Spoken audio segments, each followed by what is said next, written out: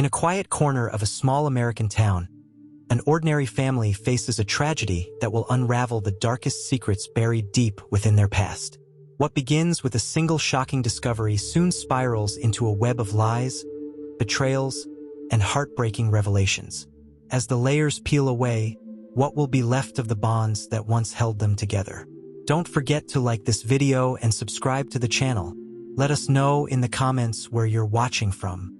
The autumn wind carried an eerie chill through the streets of Cedar Hollow, a picturesque town nestled in the heart of Pennsylvania. The Johnson family home, a modest two-story house at the edge of a wooded lot, appeared peaceful from the outside. Yet, inside, the air was thick with tension, as though the walls themselves were bracing for the storm about to strike. Sarah Johnson, a mother of quiet resolve, sat at the kitchen table, staring at a stack of overdue bills. The aroma of freshly brewed coffee did little to soothe her growing anxiety. Her husband, Mike, paced back and forth across the worn linoleum floor, his brow furrowed. "We'll figure it out," he said, but the words felt hollow even as he spoke them. Their eldest daughter, Emily, had just returned from a neighbor's house, where she often spent afternoons. Her rosy cheeks were flushed from the cold, but there was something different about her expression, a quiet unease that Sarah couldn't quite place. That night, as the family gathered for dinner, Emily suddenly spoke, her voice trembling but determined. "I need to tell you something," she said, her small hands clutching the edge of the table. Her words came out in a rush, tumbling over one another in their urgency. "There's something wrong with me. I think someone hurt me." The room fell silent. Mike froze, his fork hovering midair. Sarah's heart sank as she tried to process what she was hearing. "What do you mean, sweetheart?" she asked gently, though her voice wavered. Emily hesitated, then looked down at her lap. "My stomach. It's been hurting for a while. It's growing." A chill ran through Sarah, and Mike's face turned pale. The implications of Emily's words hit them like a freight train. Questions tumbled out. What happened? Who could have done this? But Emily could only shrug and shake her head. By the next morning, Sarah and Mike were sitting in the office of Dr. Karen Lively, the town's trusted pediatrician. Emily sat quietly beside them, clutching a stuffed bear she had outgrown years ago but now refused to let go of. Dr. Lively conducted a thorough examination, her professional demeanor unshaken. But when she returned to the office with the results, her face was etched with concern. "She's not pregnant," Dr. Lively began, and Sarah felt a momentary wave of relief. But then the doctor continued, "However, Emily's abdomen is severely distended. This could be a sign of a serious underlying condition. We need to run more tests immediately." As the days turned into weeks, Emily's condition became the center of a growing storm within the Johnson household. The whispers started soon after, spreading like wildfire through the tight-knit community. Neighbors offered unsolicited advice, some laced with veiled accusations. Others stared with thinly veiled pity as Sarah walked Emily to the school bus stop. The first crack in the family's fragile facade came when Mike received an anonymous letter in the mail. The note, written in jagged handwriting, read, "She's not as innocent as she seems. Watch her carefully." Mike didn't tell Sarah about the letter, but it weighed heavily on him. Late at night, he would sit by Emily's bedside, watching her sleep, his mind racing with questions. Who could have written such a thing? And what did they mean? Meanwhile, Sarah began noticing strange behavior from Clara Simmons, the neighbor who often looked after Emily. Clara, usually chatty and friendly, seemed suddenly distant. When Sarah approached her one afternoon to thank her for helping with Emily, Clara's eyes darted nervously, and she mumbled something about being too busy before retreating inside her house. The tension boiled over one evening when Sarah confronted Mike about his distant behavior. "You've been avoiding me, Mike," she said, her voice rising. "This family is falling apart, and I feel like I'm holding it together all by myself. I'm doing everything I can." Mike shot back. "Do you think this is easy for me? Do you have any idea what people are saying about us? About Emily?" Sarah's anger turned to fear. "What do you mean? What are they saying?" Mike hesitated, then reached into his pocket and handed her the letter. Sarah's face paled as she read it. Who would write something like this? She whispered, her voice breaking. I don't know, Mike admitted, but whoever it is, they know something. And I'm going to find out what. The following day, Mike decided to confront Clara directly. He knocked on her door, and after an uncomfortably long pause, she opened it, her face tight with unease. Is there something you need, Mike? She asked, her voice strained. Clara, we need to talk about Emily, he said firmly. You've been acting strange lately, and I need to know if you've noticed anything unusual. Clara hesitated, glancing over her shoulder as if someone might be listening. I think you should leave, she said quietly, beginning to close the door. Mike stuck his foot in the doorway. Clara, please, he said, his voice softening. We're desperate. If there's anything you know, anything at all, you need to tell me. For a moment, Clara's eyes filled with tears, but she quickly wiped them away and shook her head. I can't help you, she whispered before shutting the door. As Mike walked away, he couldn't shake the feeling that Clara was hiding something. But what? That night, as the family sat in the living room, Emily spoke again, her voice barely above a whisper. I think Miss Clara knows something, she said, clutching her bear tightly. Sarah and Mike exchanged a glance. Before they could respond, Emily continued, she said something weird to me once. She said, sometimes secrets are better left buried. What did she mean by that? The question hung in the air like a storm cloud. Sarah felt a chill run down her spine. She looked at Mike, who nodded grimly. They both knew what they had to do next. The morning broke cold and gray over Cedar Hollow, casting long shadows across the Johnson home. Inside, the tension was palpable as Sarah prepared breakfast in silence. Mike sat at the table, staring at the coffee mug in his hands, his mind racing with Clara's cryptic words. Across from him, Emily picked at her toast, her usual cheerful demeanor replaced by a quiet, almost guarded sadness. It had been a sleepless night for Sarah and Mike. Emily's words about Clara's warning echoed in their minds. Sometimes secrets are better left buried. What secret? Whose secret? And why had Clara, of all people, said it? Mike's resolve hardened. He set his mug down with a thud, startling Sarah. I'm going back to Clara's, he said. Mike, Sarah began, but he cut her off. She knows something, Sarah. She's hiding it, and I'm not going to sit here while our daughter is suffering. Sarah hesitated. And if she won't talk? Then I'll find someone who will. Mike grabbed his jacket and left, leaving Sarah alone with Emily. The little girl looked up at her mother, her big, worried eyes searching for reassurance. Mom, Emily said softly, am I in trouble?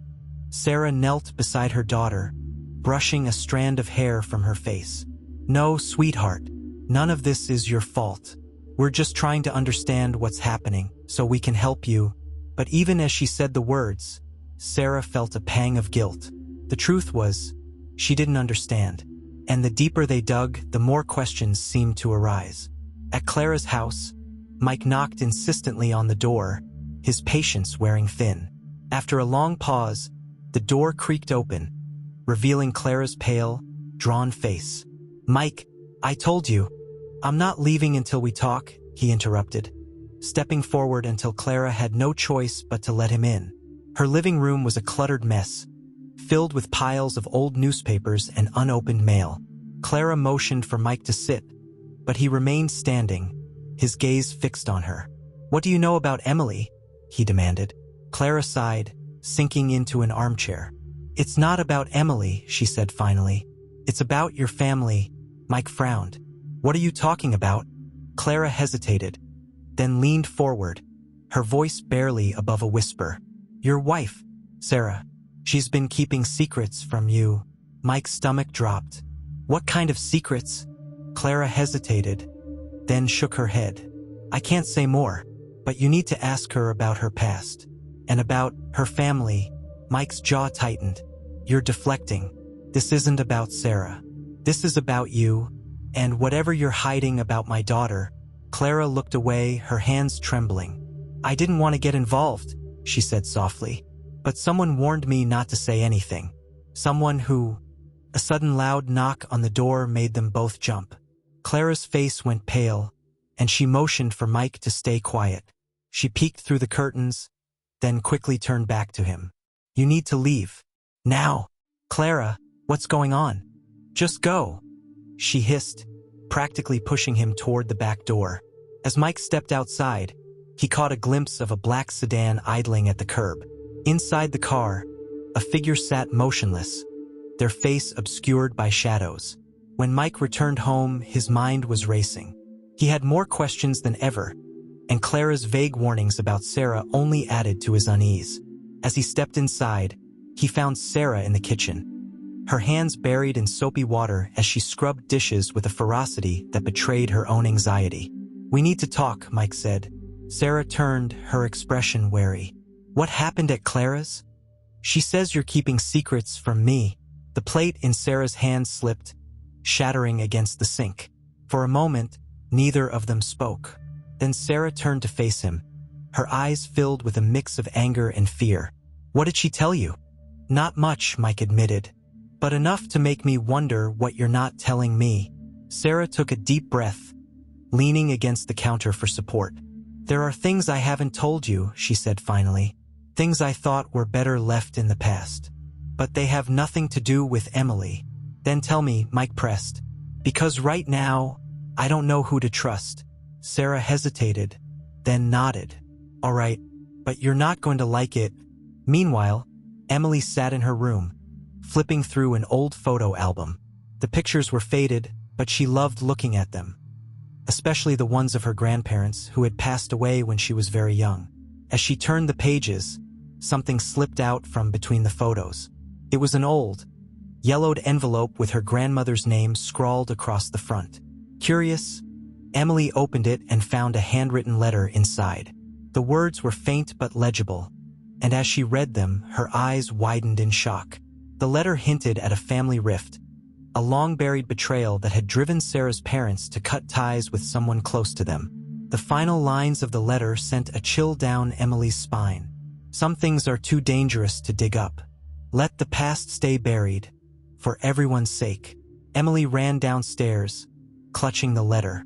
"Mom, Dad, look at this." Mike and Sarah turned to see Emily holding the envelope. Sarah's face went white as she recognized it. "Where did you find that?" she demanded. "In the photo album," Emily said, confused by her mother's reaction. "What does it mean?" Sarah snatched the letter from Emily's hand, her fingers trembling. This doesn't mean anything," she said, her voice unsteady. But Mike wasn't convinced. "Sarah, what is this about? Who wrote that letter?" Sarah looked at him, then at Emily. For a moment, it seemed like she might finally tell them the truth. But then she shook her head. "It's nothing," she insisted. "Just an old family misunderstanding." "Mom," Emily said softly, "why are you lying?" The words hit Sarah like a slap, and she turned away, clutching the letter to her chest. Mike stepped closer, his voice low and firm. "If we're going to figure out what's happening to Emily, we need to be honest with each other. No more secrets, Sarah." For a long moment, Sarah stood frozen, torn between fear and guilt. Finally, she turned back to them, her eyes glistening with unshed tears. "There's something I need to tell you," she said. "But not here." Mike frowned. "What do you mean?" Sarah glanced toward the window, as if expecting to see someone watching. "It's not safe to talk here," she said. "We need to go somewhere private." The tension in the room was suffocating. Emily clung to her stuffed bear, her wide eyes darting between her parents. "Is everything going to be okay?" she asked timidly. Mike knelt beside her, placing a reassuring hand on her shoulder. "We'll figure this out, sweetheart," he said. "No matter what, we'll keep you safe." But as he spoke, he couldn't shake the feeling that they were on the brink of uncovering something far darker than they ever imagined. The cold evening air hung heavy as Sarah paced nervously by the car parked in their driveway. She had insisted they leave the house to talk, her paranoia about being overheard unshakable.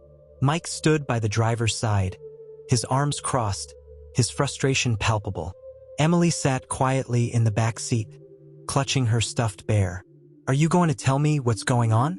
Mike finally demanded, his voice low but firm. Or are we just going to stand here until someone else shows up with more secrets about our family? Sarah stopped pacing and looked at him, her face pale and drawn. There are things about my past, she began, her voice trembling, things I hoped I'd never have to talk about. But if it means helping Emily, I'll tell you everything. Mike opened the car door. Then let's go somewhere quiet and sort this out. The three of them drove in silence to a secluded park on the edge of town. The playground was deserted, the swings creaking softly in the breeze. They sat at a picnic table under the dim glow of a street lamp.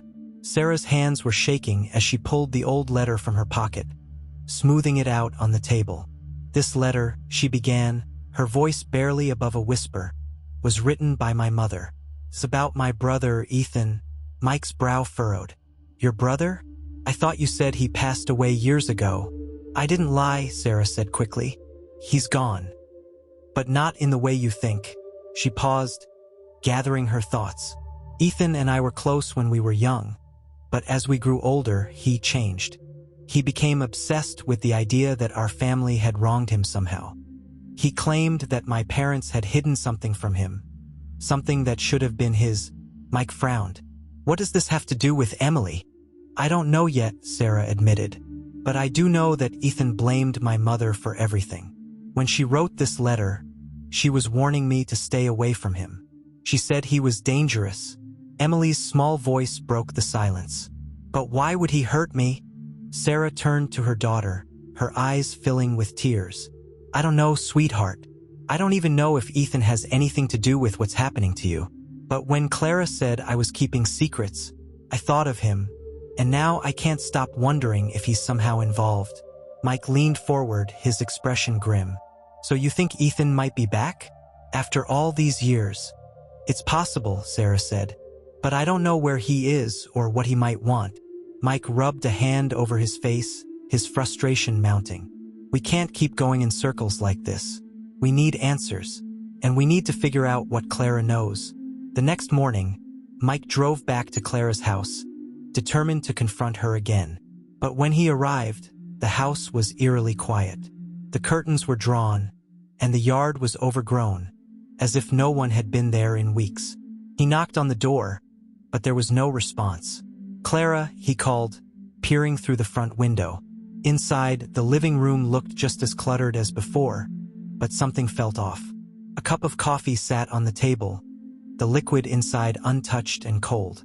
Mike tried the doorknob and found it unlocked. Against his better judgment, he stepped inside.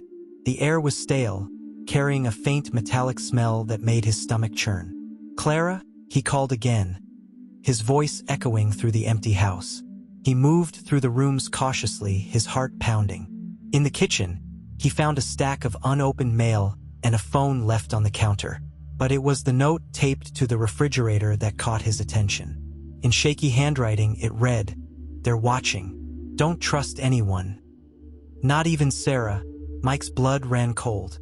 Who was they? And why would Clara implicate Sarah? As he turned to leave, his foot brushed against something on the floor. Looking down, he saw a torn photograph. Picking it up, he realized it was a picture of Clara, younger and smiling, standing next to a man who looked vaguely familiar. When Mike returned home, he laid the photograph and the note on the kitchen table. Sarah stared at them, her face a mask of disbelief. "That's Ethan," she said, pointing to the man in the picture. "But how does Clara know him?" "That's what I'd like to know," Mike said, "because if she does, then this whole thing is a lot more complicated than we thought." Sarah shook her head, her mind racing. "This doesn't make sense. Clara's lived here for years. Why would Ethan be in her life?" "Maybe he never left," Mike said. "Maybe he's been here all along, watching us."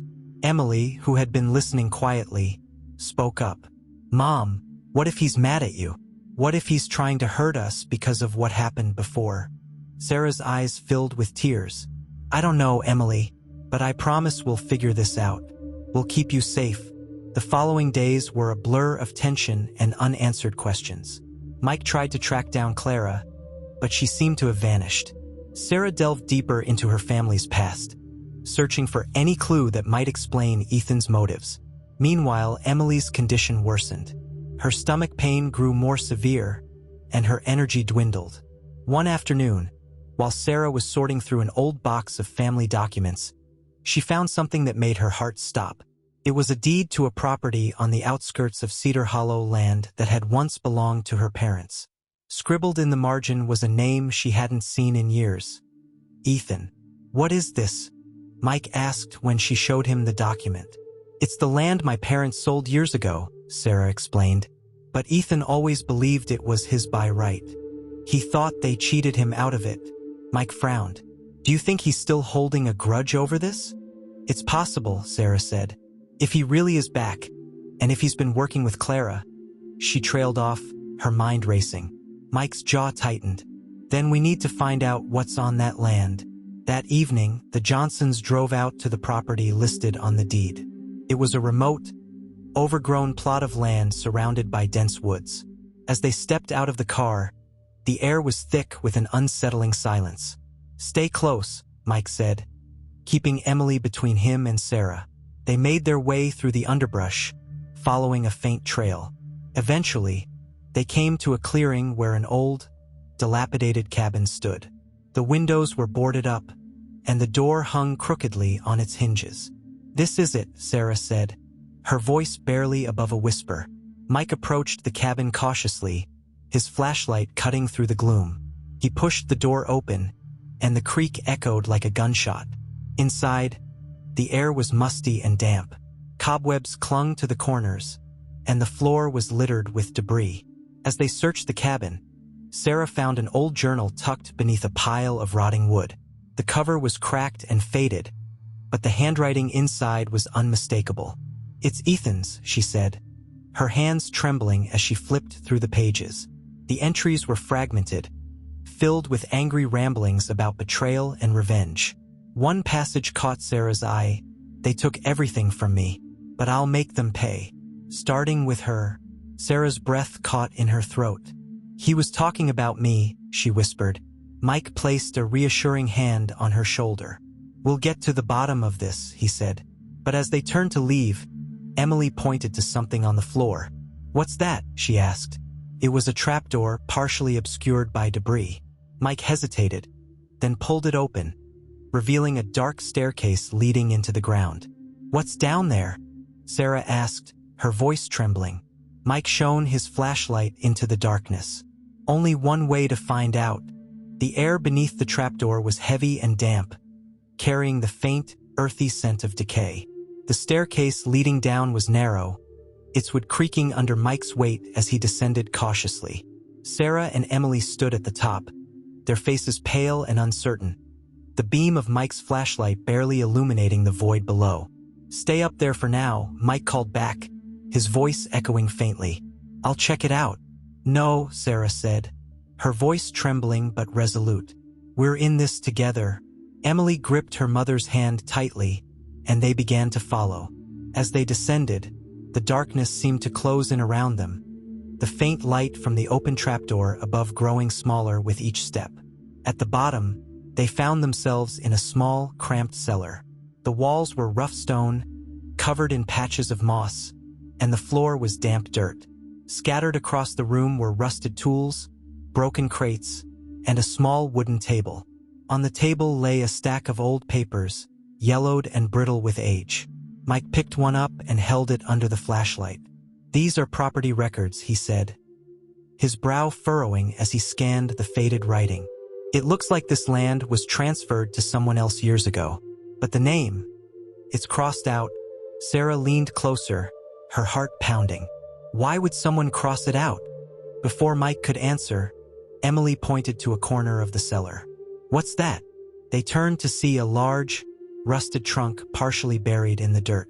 Mike approached it cautiously, kneeling down to examine the lock. "It's old," he muttered, "but I think I can get it open." Using a crowbar he found among the tools, Mike pried the lock loose with a loud crack. He opened the lid slowly, the hinges protesting with a groan. Inside were bundles of letters tied with twine, a few photographs, and a small, weathered journal. Sarah picked up one of the letters, her hands shaking as she unfolded it. The handwriting was familiar, and her breath caught in her throat as she read the salutation. "Dear Ethan, it's from my mother," she whispered, her voice thick with emotion.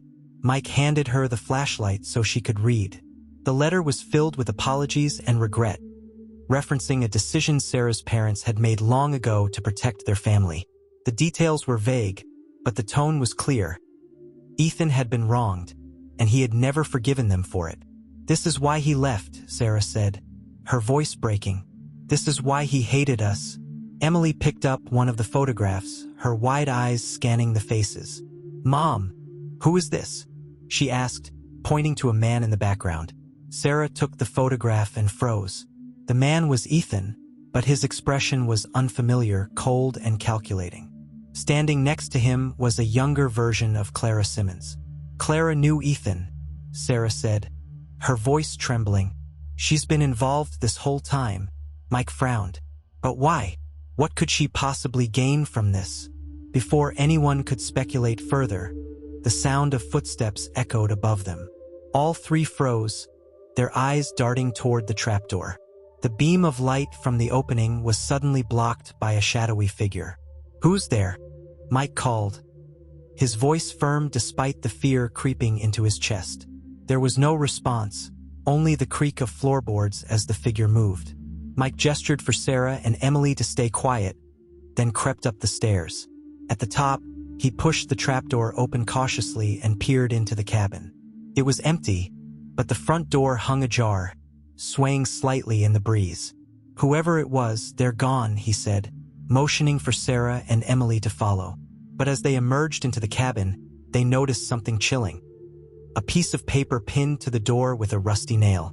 Written in jagged handwriting were the words, "You're getting too close." Back at home, the family sat around the kitchen table, the tension in the air almost unbearable. Sarah held the letters tightly in her hands, her mind racing with memories of her childhood and the brother she had tried to forget. "This is more than just a grudge," Mike said, breaking the silence. "Ethan's been planning this for years. But why target Emily? What does he want from her?" Sarah shook her head. "I don't know, but we need to find Clara. She's the only one who can tell us what's going on." "I'll go to the police," Mike said. "If Clara's missing, they need to know. And maybe they can help us track down Ethan too." Sarah hesitated, then nodded. "All right, but be careful. If Ethan's watching us." "I'll be fine," Mike said, cutting her off. As Mike left, Sarah turned her attention to Emily, who sat quietly with the photograph in her lap. "Are you okay, sweetheart?" she asked gently. Emily nodded, though her expression was troubled. "Mom, why would Uncle Ethan be mad at me? I never did anything to him." Sarah's heart ached as she hugged her daughter. "It's not your fault," she said. "Sometimes people get hurt and they blame the wrong person. But we're going to figure this out. Promise." At the police station, Mike explained the situation to Detective Alan Graves, a seasoned officer with a no-nonsense demeanor. Graves listened carefully, his sharp eyes narrowing as Mike recounted everything they had discovered. "This is serious," Graves said when Mike finished. "If your brother-in-law is involved and Clara's missing, we need to act fast. Do you have any idea where he might be hiding?" Mike shook his head. "The last we knew, he left town years ago. But now, it seems like he never really left." Graves nodded. "We'll start by looking for Clara. If she has any connection to Ethan, she might lead us to him. In the meantime, keep your family safe. And if you see anything suspicious, call me immediately." That night, as the family tried to get some rest, the phone rang. Sarah answered hesitantly, her hand trembling as she picked up the receiver. "Hello." There was silence on the other end, followed by a faint, raspy whisper. "You should have stayed quiet." Sarah's blood ran cold. "Who is this?" she demanded, but the line went dead. She turned to Mike, her face pale. "It was him," she said. "It was Ethan." Mike's jaw clenched. "That's it. We're not waiting for the police to figure this out. We're finding him ourselves." Emily appeared in the doorway, clutching her stuffed bear. "I'm scared," she said softly. Mike knelt beside her, placing a reassuring hand on her shoulder. "We're going to keep you safe, Emily. Promise." But even as he said the words, he couldn't shake the feeling that the storm was far from over, and that the truth they were about to uncover would change everything. The next morning, a restless unease filled the Johnson home. The chilling phone call had left everyone on edge, and the pieces of the puzzle seemed to grow more disjointed with every passing hour. Sarah busied herself in the kitchen, her hands trembling as she wiped down the already clean counters. Mike was glued to his laptop, scouring property records and archived news articles in search of any clue about Ethan or Clara. Emily sat curled up on the couch, flipping through the old photo album again, as if the faded images might reveal a secret they had missed. The knock at the door startled them all. Mike exchanged a wary glance with Sarah before getting up to answer. Standing on the porch was Detective Alan Graves, his expression grim. "I have news," he said, stepping inside without waiting for an invitation. "We found Clara." Sarah's breath caught in her throat. "Is she?" "She's alive," Graves said quickly, holding up a hand. "But she's in rough shape. We found her in an abandoned motel on the outskirts of town. She was disoriented and dehydrated, but she managed to tell us one thing before passing out. Ethan's back." The room fell silent. Mike leaned against the wall, his mind racing. "Did she say where he is?" Graves shook his head. "Not yet. She's in the hospital now, and we're waiting for her to regain consciousness.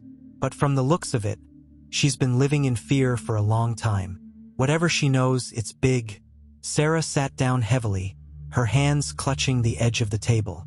"What if he's coming for us next?" she asked, her voice barely above a whisper. Graves nodded grimly. "It's a possibility.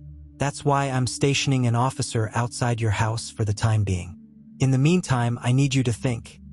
Anything you remember about Ethan, any places he might go, any connections he might have, could help us find him." Mike frowned, his mind flashing back to the trapdoor and the journal they had found in the cabin. "We found something yesterday," he said, pulling out the journal and handing it to Graves. "It's Ethan's. It's full of angry ramblings about betrayal and revenge, but it doesn't give us a clear idea of where he might be." Graves flipped through the pages, his expression darkening. "This guy sounds unhinged," he muttered. "But you're right, it's not much to go on. Let me take this back to the station. Maybe there's something here we're missing." As Graves left, Emily spoke up for the first time since the detective arrived. "Mom, what's Uncle Ethan going to do to us?" Sarah knelt beside her daughter, brushing a strand of hair from her face. "Nothing, sweetheart," she said firmly. "We won't let him hurt you." But even as she said the words, Sarah's heart was heavy with doubt. That evening, as the family tried to settle into a semblance of normalcy, the phone rang again. Sarah hesitated before answering, her stomach twisting with dread. "Hello?" A voice crackled on the other end, low and almost mocking. "You should have listened to me, Sarah. Some things are better left buried." Her blood ran cold. "Ethan," she whispered. "You've been digging where you shouldn't," Ethan continued. "And now you've involved the police. That was a mistake." "Where are you?" Sarah demanded, her voice shaking. "Why are you doing this?" Ethan laughed softly, the sound sending chills down her spine. "You think you're the victim here? You think you're innocent? You and your precious family have no idea what you've done." Before Sarah could respond, the line went dead. She stared at the phone, her hands trembling, as Mike and Emily rushed into the room. "What happened?" Mike asked. "It was him," Sarah said, her voice barely above a whisper. "He knows about the police." The next morning, Detective Graves called with an update. Clara had regained consciousness briefly and managed to provide more information. According to her, Ethan had been hiding in Cedar Hollow for years, quietly building alliances with people who felt wronged by the Johnson family. Clara admitted that she had helped him initially, out of a misplaced sense of loyalty, but eventually realized how dangerous he was. "She mentioned a storage unit on the edge of town," Graves said. "We're sending a team there now to check it out." "I'm coming with you," Mike said immediately. Graves hesitated. "I don't think that's a good idea. Ethan's unstable, and we don't know what we'll find there." "I don't care," Mike said firmly. "This is my family we're talking about. I'm not sitting around waiting for you to call me with answers. Reluctantly, Graves agreed, and an hour later, Mike found himself standing in front of a nondescript storage facility. The metal door to the unit in question was padlocked, but the officers quickly cut through it. Inside, the air was thick with the scent of mildew and dust. The space was cluttered with boxes, old furniture, and papers scattered across a desk. Mike's eyes immediately went to the walls, which were covered in photographs and newspaper clippings. His stomach turned as he realized many of the photos were of his family, taken without their knowledge. There were shots of Emily at the school bus stop, Sarah walking to the grocery store, and even Mike himself mowing the lawn. "This guy's been stalking us," he said, his voice tight with anger. Graves nodded grimly. "It's worse than that. Look at this." He pointed to a map pinned to the wall. Several locations around Cedar Hollow were marked with red X's, including the Johnson home and the cabin they had visited. Mike's eyes narrowed. "He's been planning something," he muttered. "But what?"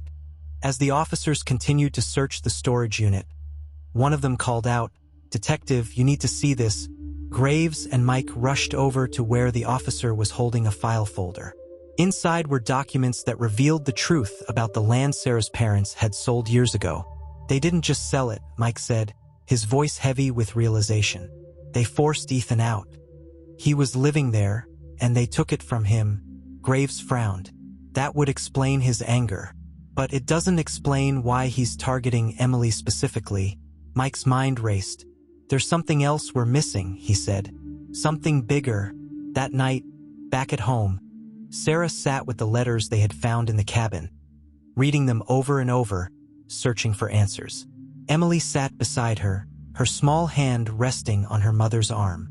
"Mom," Emily said softly, "was Uncle Ethan ever nice?" Sarah hesitated, her eyes filling with tears. "He was," she said, "a long time ago, but something changed, and I don't know how to fix it." Emily tilted her head, her expression thoughtful. "Maybe he just wants us to say we're sorry." Sarah's heart ached at her daughter's innocence. "Maybe," she said quietly. As the family tried to sleep that night, the sound of breaking glass shattered the silence. Mike bolted upright, grabbing a baseball bat from under the bed. Sarah rushed to Emily's room, finding her huddled under the covers. "What's happening?" Emily whispered. "I don't know," Sarah said, her voice shaking, "but we're going to be okay." Mike crept downstairs, his heart pounding. The living room window was shattered, shards of glass glittering on the floor.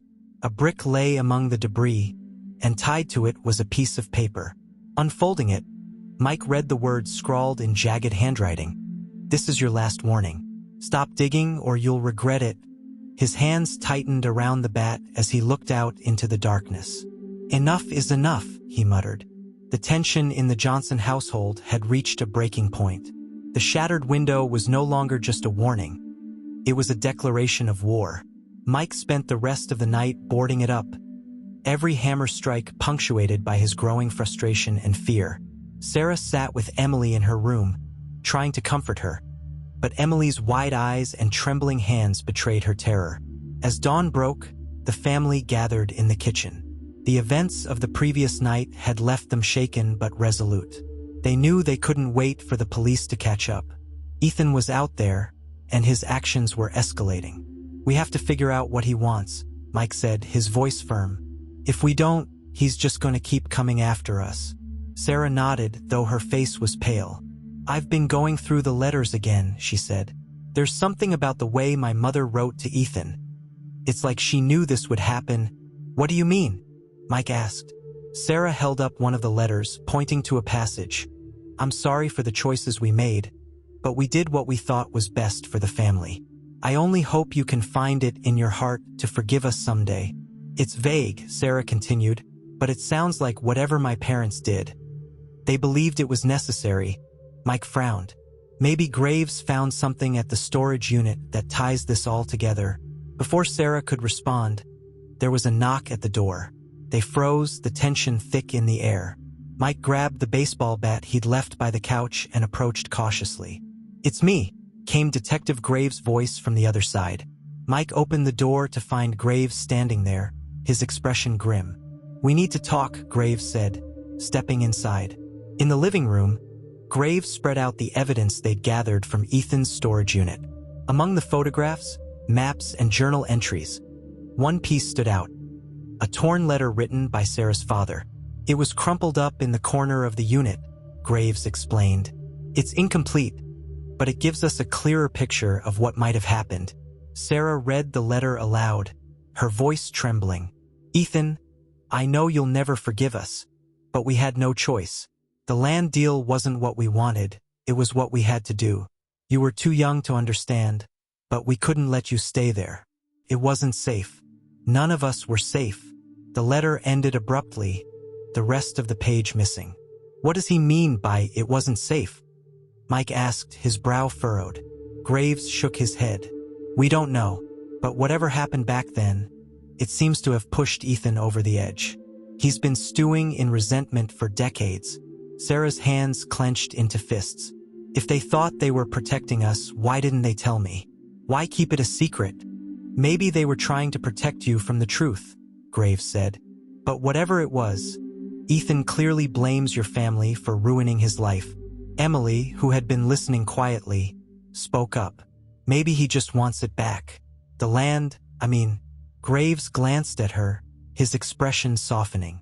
"That could be part of it," he said. "But from what we've seen, this is about more than just the land. Ethan feels betrayed. He wants revenge." As Graves left to follow up on leads, Sarah sank into the couch, exhausted. Emily sat beside her, clutching her bear. "Mom," Emily said softly, "do you think Uncle Ethan is really going to hurt us?" Sarah hesitated, then pulled her daughter close. "I don't know," she admitted, "but I won't let him hurt you. Promise." Mike, who had been pacing the room, suddenly stopped. "There's one place we haven't checked yet," he said. Sarah looked up at him, confused. "What do you mean?" "The attic," Mike said. "Your parents' old house. If they were hiding something, that's where it would be." Sarah's stomach churned at the thought. Her parents' house had been left untouched since their passing, a time capsule of a life she had tried to leave behind. But now it seemed like the only place that might hold answers. The drive to the old Johnson house was somber. The once pristine home was now overgrown with weeds, its paint peeling and windows clouded with dust. As they stepped inside, the creak of the floorboards beneath their feet was like the groaning of ghosts. "It's been years," Sarah said, her voice barely above a whisper. Emily clung to her father's hand as they made their way through the house. The furniture was covered in white sheets, and the air was heavy with the scent of mildew and thyme. "The attic's this way," Sarah said, leading them to a narrow staircase at the end of the hall. The attic was cluttered with boxes, trunks, and furniture draped in sheets. Mike began sifting through the boxes, his movements purposeful. Sarah joined him, pulling out old photo albums and stacks of papers. "What are we even looking for?" she asked, frustration creeping into her voice. "Anything that ties back to Ethan," Mike said. "Letters, documents, anything." After nearly an hour of searching, Emily called out, "Mom, Dad, look at this." They turned to see her holding a small, locked box. The metal was tarnished and the lock was rusted, but it was intact. "Where did you find that?" Mike asked, taking the box from her. "It was under the floorboards," Emily said. There was a loose panel. Using a screwdriver, Mike pried the lock open. Inside were several items: a faded photograph of Sarah's parents with a young Ethan, a key, and a letter sealed in an envelope marked for Sarah. Sarah's hands shook as she opened the letter. The handwriting was her mother's, and the words hit her like a punch to the gut. "Sarah, if you're reading this, then the past has caught up with us. There are things we never told you, things we hoped you'd never have to know. Ethan was never meant to stay on that land, it was cursed. Strange things happened there, things we couldn't explain. We had to get him out, no matter the cost. We thought we were protecting him, but we only made him hate us. And now, I fear that hate will consume him. And you." The room seemed to tilt as Sarah read the words. "They thought the land was cursed?" she whispered. "What does that even mean?" Mike frowned, picking up the key from the box. "Whatever it means, this key has to go to something. Maybe it's the last piece of the puzzle. Back at home, they examined the key, trying to figure out what it might unlock. It was small and ornate, with a faded engraving on the side. Cedar Hollow Bank. It's for a safety deposit box, Mike realized. Graves, whom they called immediately, confirmed their suspicions. We'll get a court order to access the box, he said. If Ethan doesn't know about it, it could give us an advantage. But as they waited for the paperwork to go through, another note appeared, this time taped to their mailbox. You're running out of time. The family's fear reached a boiling point.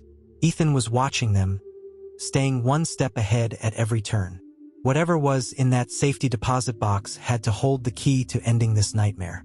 The tension in the air was suffocating as Sarah and Mike sat in the quiet of the living room, waiting for Detective Graves to call with news about the safety deposit box. Every creak of the house, every gust of wind outside, seemed amplified, keeping them on edge. Emily sat on the couch, her knees pulled to her chest, her stuffed bear clutched tightly in her arms. It's going to be okay, Sarah said softly, though the words felt hollow even as she spoke them. Mike paced the room, the small key from the box in his hand. Whatever's in that box, it better explain everything, he muttered, because I'm tired of playing this game. Before Sarah could respond, Mike's phone buzzed. He grabbed it immediately. Graves? Yeah, came the detective's voice on the other end. We got the court order. Meet me at the Cedar Hollow Bank in an hour. The bank was eerily quiet when they arrived. The manager led them to the back, where the safety deposit boxes were stored. Graves handed the key to the manager, who unlocked the box and stepped back, giving them space. Mike reached inside, pulling out a small stack of papers and a leather-bound journal. He handed the journal to Sarah while Graves examined the papers. These are legal documents, Graves said, flipping through them. Looks like a deed transfer, but it's strange. What's strange? Mike asked. Graves frowned, holding up a page. The original owner of the land your parents sold wasn't Ethan or your family. It was someone named Richard Harper. Sarah's heart sank at the name. Richard Harper? My parents mentioned him once. He was their neighbor, but they said he moved away years ago. Graves shook his head. According to this, he didn't move away. He lost the land in a legal battle with your parents. But these papers, he pointed to a signature at the bottom of the page. This doesn't look right. I think it's forged. Sarah's mind raced. Are you saying my parents forged the documents to take the land? It's possible, Graves said. If they did, and Ethan found out, that could explain his obsession with revenge. Meanwhile, Sarah opened the journal, her hands trembling.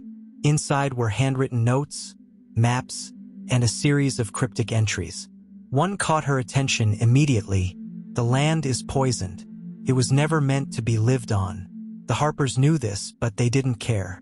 They tried to warn us, but we didn't listen. And now it's too late. What does that mean? Sarah whispered, showing the page to Mike. Graves leaned over, his brow furrowed. I've seen something like this before.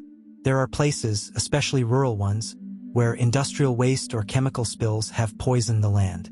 If your parents bought the land without realizing it was contaminated, they might have tried to cover it up once they found out. Sarah's stomach churned. But why would they make Ethan leave? Why not just sell the land and move? Graves shrugged. Maybe they thought they could fix it. Or maybe they knew it was too late and wanted to protect you. Emily, who had been sitting quietly, spoke up. If it's poisoned, is that why my stomach hurts? Sarah froze, her heart pounding. What do you mean, sweetheart? Emily hesitated. What if something from the land made me sick? I only started feeling bad after we visited Grandma and Grandpa's house last year. Sarah's breath caught in her throat. They had visited the old house briefly before selling it, spending a weekend cleaning and sorting through belongings. Could the land's contamination have affected Emily? Graves looked grim. It's possible. If there's contamination, it could linger in the soil, the water, even the air. But we need to confirm it. Mike clenched his fists. We don't have time to wait for tests. Ethan's still out there, and he's not going to stop until he gets what he wants. Graves nodded. You're right. Let's focus on finding him. but I'll have an environmental team check the property as soon as possible.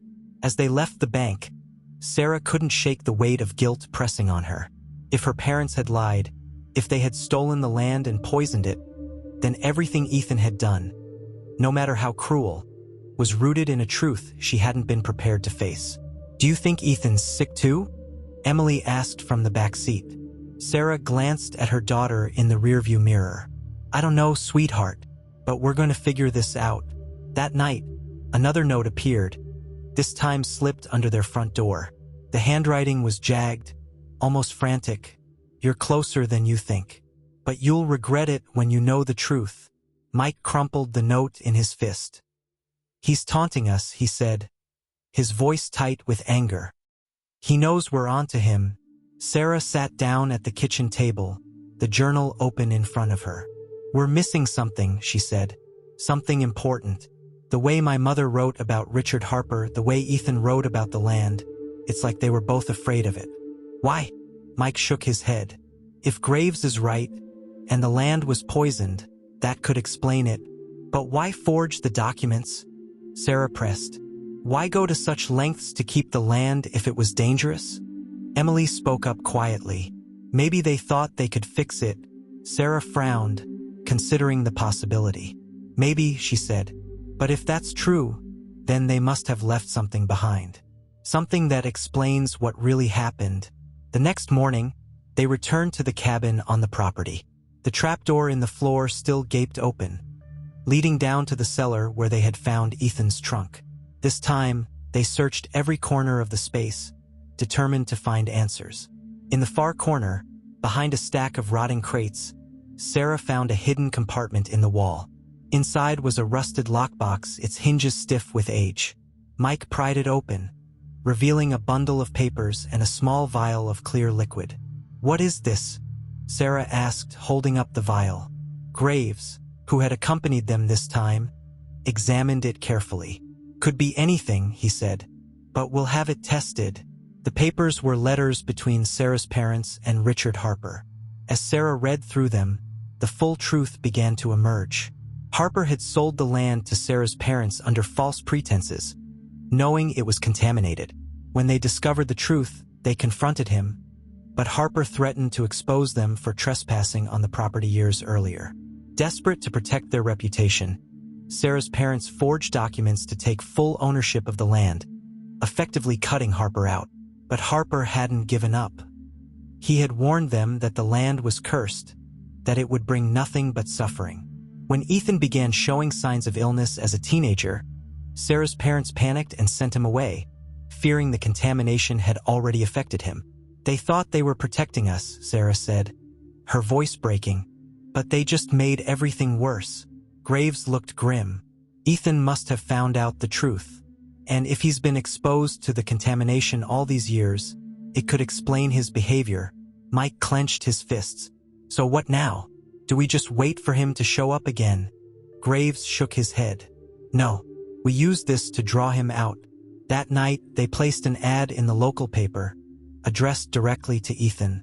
"We know the truth. Meet us at the old house tomorrow night. It's time to end this." The message was risky, but they had no other choice. Ethan was spiraling, and the only way to stop him was to confront him head-on.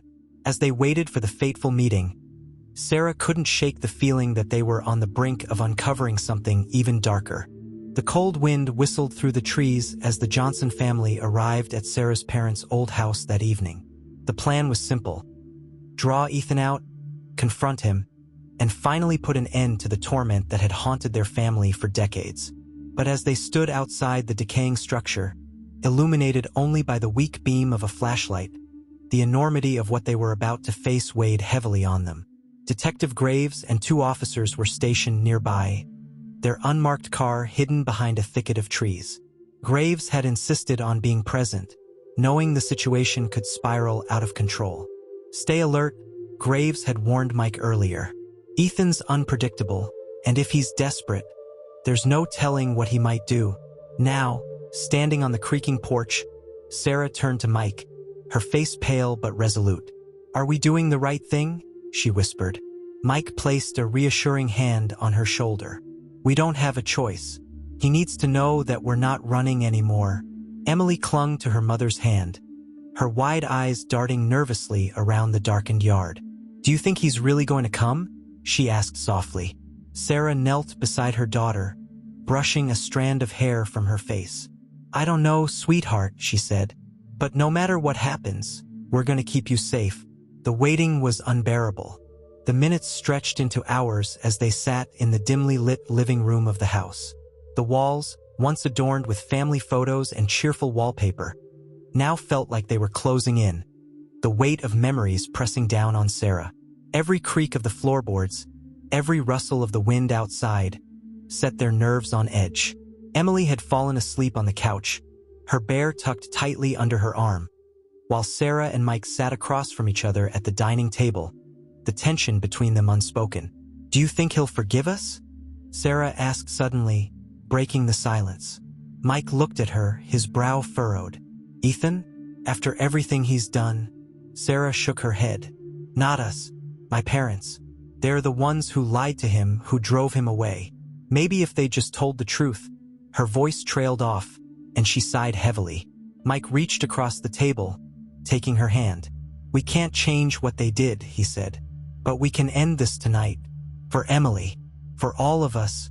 It was just past midnight when they heard the first sound. Footsteps crunching on the gravel outside. Sarah and Mike exchanged a tense glance, and Mike rose from his chair, grabbing the baseball bat he had brought with him. Stay here, he whispered to Sarah. But before he could reach the door, it creaked open slowly, revealing a figure silhouetted against the moonlight. Ethan. He looked different from the last time Sarah had seen him. His once boyish face was gaunt, his eyes sunken and hollow. His clothes hung loosely on his frame, and his hair was streaked with gray despite his relatively young age. He stepped inside cautiously, his gaze sweeping over the room before landing on Sarah. You called, he said, his voice low and gravelly. Sarah stepped forward, her hands trembling. We needed to talk, she said. This has to stop, Ethan. Ethan chuckled bitterly, shaking his head. Stop? You think I can just stop after everything you people did to me? Mike tightened his grip on the bat. We know the truth, he said. About the land. About what our parents did. Ethan's expression darkened. Do you? Do you really? Because I don't think you have the slightest idea. Sarah swallowed hard. We know they lied to you. They stole the land from Richard Harper, and they drove you away to cover it up. We're sorry, Ethan. For everything. Sorry? Ethan spat. You think a simple apology makes up for the years I spent suffering? For the lies? The betrayal? The cold wind whistled through the trees as the Johnson family arrived at Sarah's parents' old house that evening. The plan was simple. Draw Ethan out, confront him, and finally put an end to the torment that had haunted their family for decades. But as they stood outside the decaying structure, illuminated only by the weak beam of a flashlight, the enormity of what they were about to face weighed heavily on them. Detective Graves and 2 officers were stationed nearby, their unmarked car hidden behind a thicket of trees. Graves had insisted on being present, knowing the situation could spiral out of control. Stay alert, Graves had warned Mike earlier. Ethan's unpredictable, and if he's desperate, there's no telling what he might do. Now, standing on the creaking porch, Sarah turned to Mike, her face pale but resolute. Are we doing the right thing? She whispered. Mike placed a reassuring hand on her shoulder. We don't have a choice. He needs to know that we're not running anymore. Emily clung to her mother's hand, her wide eyes darting nervously around the darkened yard. Do you think he's really going to come? She asked softly. Sarah knelt beside her daughter, brushing a strand of hair from her face. I don't know, sweetheart, she said. But no matter what happens, we're going to keep you safe. The waiting was unbearable. The minutes stretched into hours as they sat in the dimly lit living room of the house. The walls, once adorned with family photos and cheerful wallpaper, now felt like they were closing in, the weight of memories pressing down on Sarah. Every creak of the floorboards, every rustle of the wind outside, set their nerves on edge. Emily had fallen asleep on the couch, her bear tucked tightly under her arm, while Sarah and Mike sat across from each other at the dining table, the tension between them unspoken. "Do you think he'll forgive us?" Sarah asked suddenly, breaking the silence. Mike looked at her, his brow furrowed. "Ethan?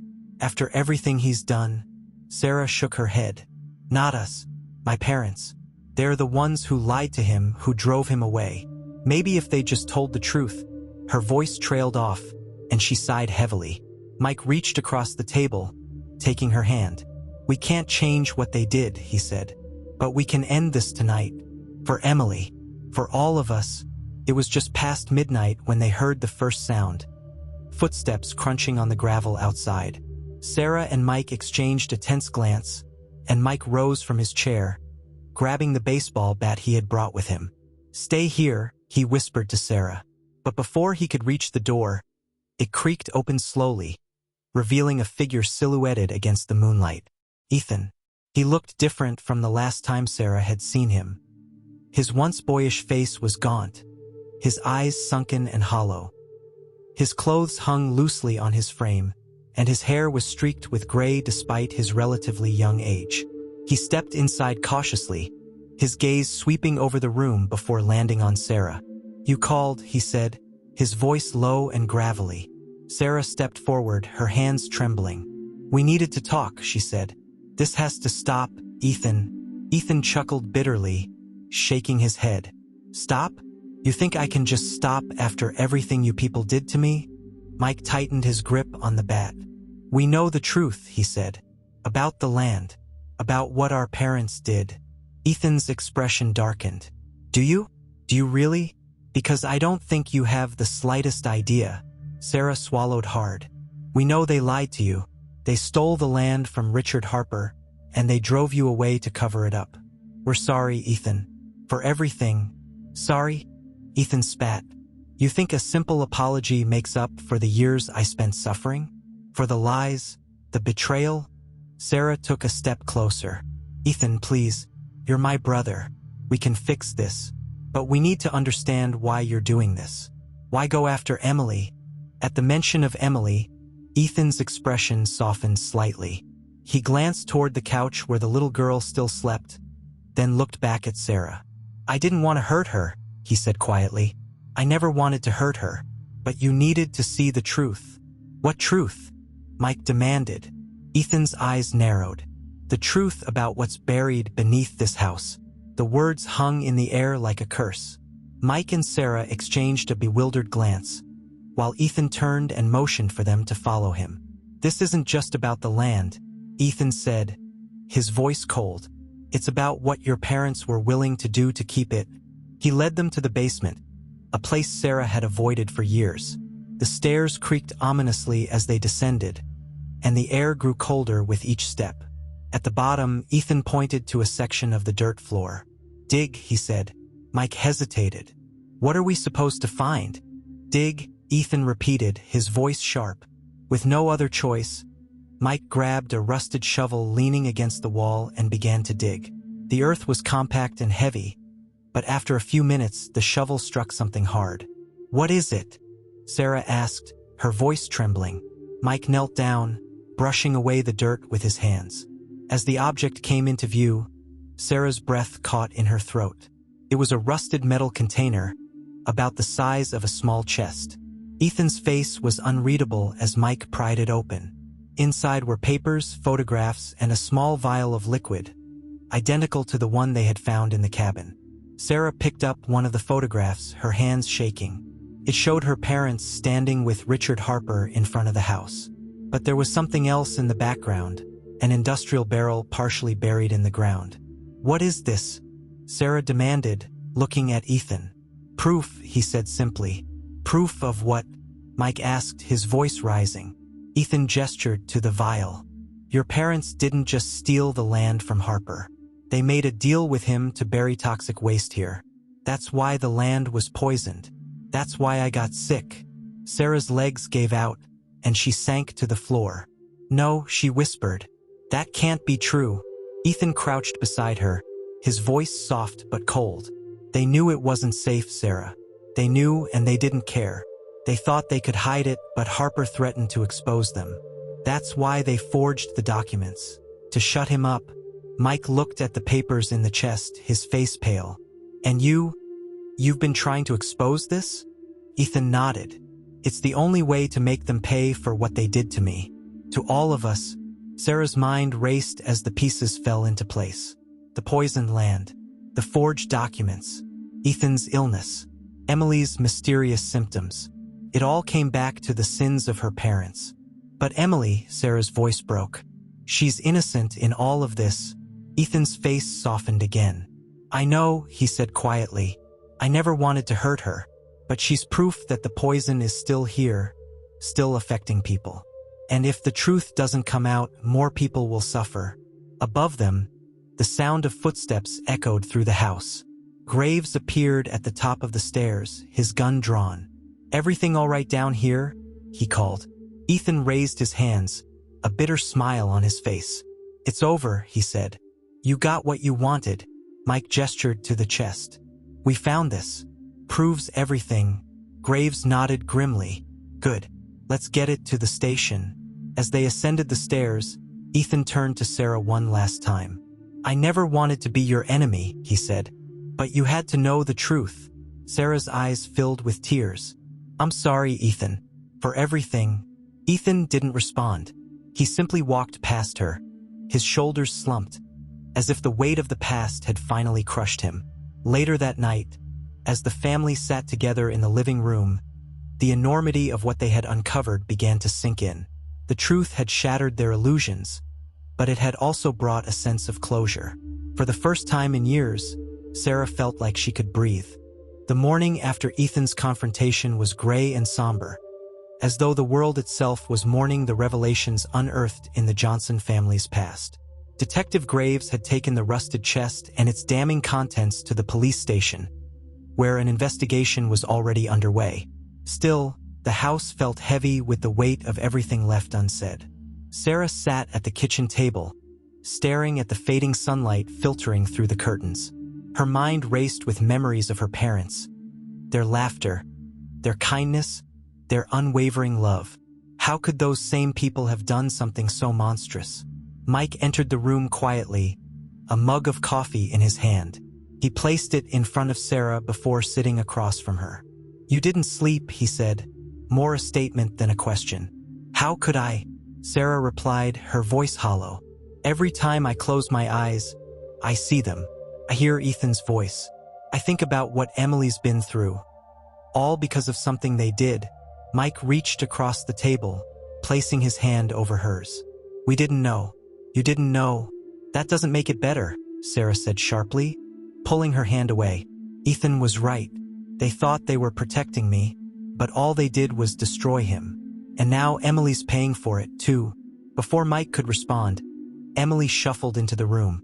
Her stuffed bear still clutched tightly in one hand.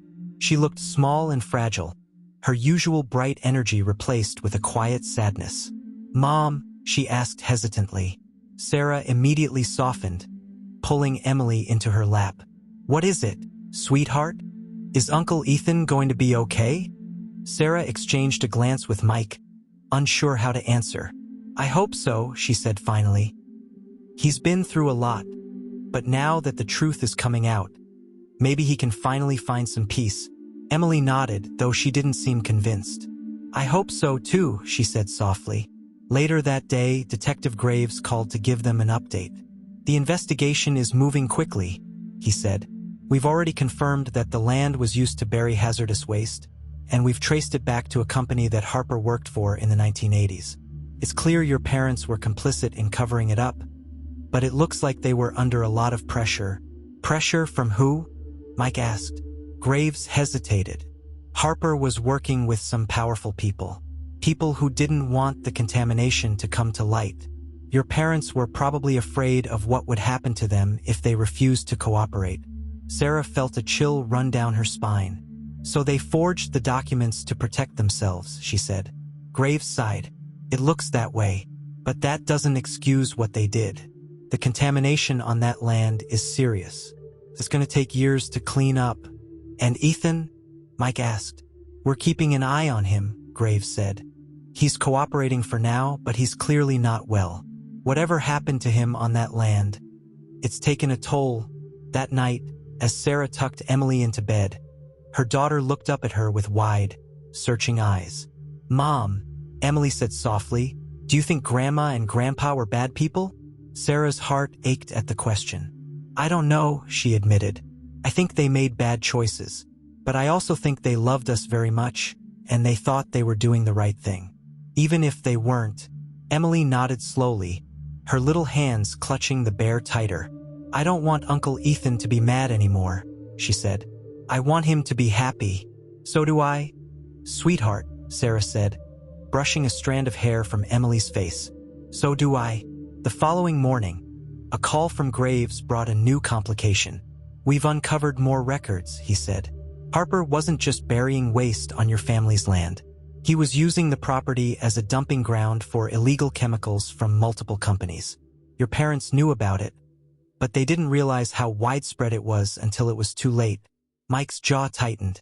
"So Harper was running a full-blown operation." "Exactly," Graves said. "And the companies involved are powerful. If this goes public, it's going to shake a lot of people. That's probably why Harper kept everything quiet for so long, until your parents forced his hand." "What about the contamination?" Sarah asked. "Could it really have made Ethan sick?" "And Emily?" Graves hesitated. "It's possible. We're running tests on the soil and water samples now. But if it's as bad as we think, there could be long-term health effects for anyone who lived on the property." Sarah felt her stomach churn. "So what do we do?" "For now, sit tight," Graves said. "We're piecing everything together, but it's going to take time. Just focus on keeping your family safe." As the days passed, the weight of the revelations began to take a toll on Sarah. The guilt she felt over her parents' actions, the fear for Emily's health, and the lingering tension with Ethan all pressed down on her like a heavy blanket. One evening, as she sat alone in the living room, the doorbell rang. She opened the door to find Ethan standing on the porch, his hands shoved deep into his coat pockets. "What are you doing here?" she asked, her voice wary. "I needed to see you," Ethan said. "To explain."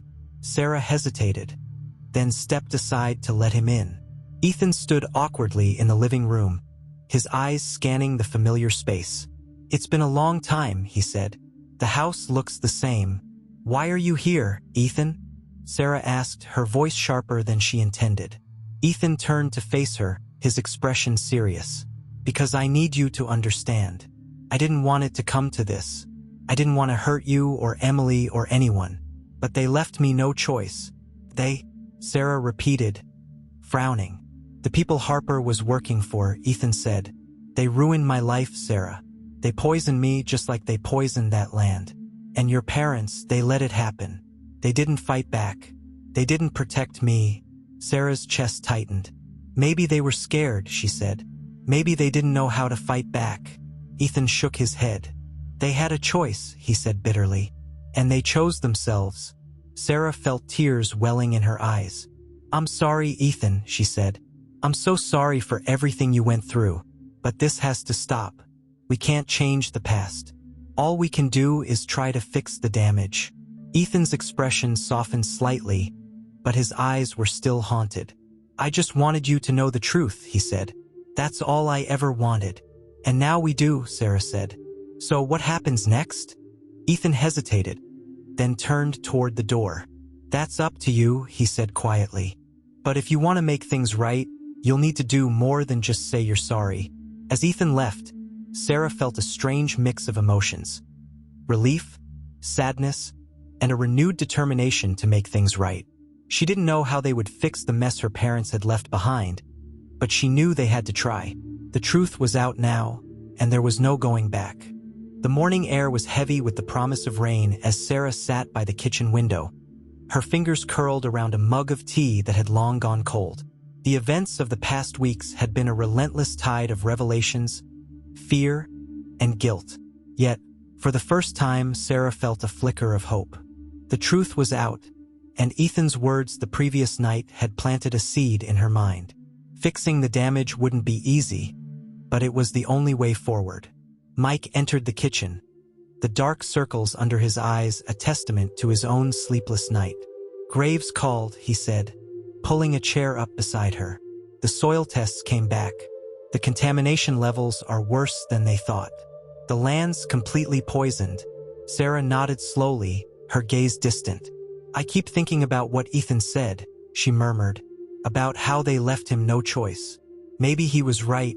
Mike reached for her hand, his voice soft but firm. None of this is your fault, Sarah. Your parents made their choices, but you're the one trying to fix them. That's what matters now. Before Sarah could respond, Emily's voice called out from the living room. Mom, Dad, there's someone outside. When Sarah and Mike stepped onto the porch, their hearts skipped a beat. A man stood at the edge of their driveway, his figure partially obscured by the misty morning light. He was tall and broad-shouldered, his hair streaked with gray. It was Richard Harper. The name had become a ghost in their lives, tied to every revelation and every betrayal. And now, here he was, standing in front of them, flesh and blood. You must be Sarah, he said, his voice deep and gravelly. Sarah stiffened, her mind racing. How do you know who I am? Harper smirked faintly. You think I haven't been paying attention? I've been watching this family for years. Watching and waiting. Mike stepped forward, his hands clenched into fists. What do you want? Harper's smirk faded, replaced by a look of grim determination. The truth, he said simply, and maybe a little justice. Inside, they sat around the kitchen table, the tension so thick it was almost suffocating. Harper glanced around the room, his sharp eyes taking in every detail. You've uncovered a lot, he began, his tone casual. But I'm guessing you still don't have the full picture. Why don't you enlighten us? Mike said coldly. Harper leaned back in his chair, folding his arms across his chest. Your parents weren't saints, Sarah. But they weren't the real villains here either. They were pawns just like I was. What are you talking about? Sarah demanded. Harper's jaw tightened. The land. The contamination. It wasn't just some careless accident. It was deliberate. Mike frowned. Deliberate? Why would anyone do that? Harper sighed, his gaze distant. Money. Power. The company I worked for was cutting corners, dumping waste wherever they could get away with it. Your family's land was remote, out of sight, out of mind. When I realized what they were doing, I tried to stop it, but he trailed off, his expression darkening. They threatened you, Sarah guessed. Harper nodded. They threatened everyone. And when your parents found out, they tried to fight back. But they didn't have the resources or the power to win, so they made a deal instead. They agreed to cover it up, to take the fall if anything ever came to light, in exchange for a payoff. Sarah's stomach churned. But why forge the documents? Why drive Ethan away? Harper's expression grew pained. Because Ethan got sick. Your parents panicked. They thought if they could distance him from the land, they might be able to save him. But by then, it was already too late. The room fell silent as the weight of Harper's words sank in. Everything Sarah thought she knew about her parents, about Ethan, about the land, they were all pieces of a puzzle she had never been able to see clearly until now. What about Emily? Mike asked, his voice tight with anger. If the contamination is still affecting people, what does that mean for her? Harper's eyes softened slightly as he looked at the little girl sitting quietly in the corner, clutching her bear. It means you need to act fast, he said. The contamination isn't going away on its own. If the cleanup doesn't start soon, it's only going to get worse. And what about you? Sarah asked, her voice trembling. Why are you here now? Harper hesitated, then leaned forward, his voice low. Because I know how to fix this. But it's going to take all of us working together. You, me, Ethan. Everyone who's been hurt by what happened. The rest of the day was a whirlwind. Graves was called in, and Harper's testimony was officially recorded. The company responsible for the contamination was identified, and legal action was initiated. But for Sarah, the hardest part was yet to come. Ethan. He was staying in a rundown motel on the outskirts of town, and Sarah knew she had to face him again. Not as an adversary, but as a sister. When she knocked on the door, it opened slowly, revealing Ethan's gaunt figure. His eyes were wary but not unkind. What are you doing here? He asked. I came to talk, Sarah said. And to ask for your help, Ethan raised an eyebrow. My help? After everything, Sarah nodded. Yes, because this isn't just about you or me or our parents. It's about Emily. It's about fixing what they broke. And we can't do it without you. Ethan stared at her for a long moment, his expression unreadable. Then, finally, he stepped aside, letting her in. Over the next few weeks, the pieces began to fall into place. The legal case against the company gained traction, thanks to Harper's testimony and the evidence recovered from the cabin and the safety deposit box. Environmental experts began assessing the land, laying the groundwork for a massive cleanup effort. But the most remarkable change was within the family itself. Ethan, once consumed by bitterness and anger, began to soften. He spent time with Emily, teaching her to draw and telling her stories about their grandparents. For the first time in decades, Sarah felt like she had her brother back.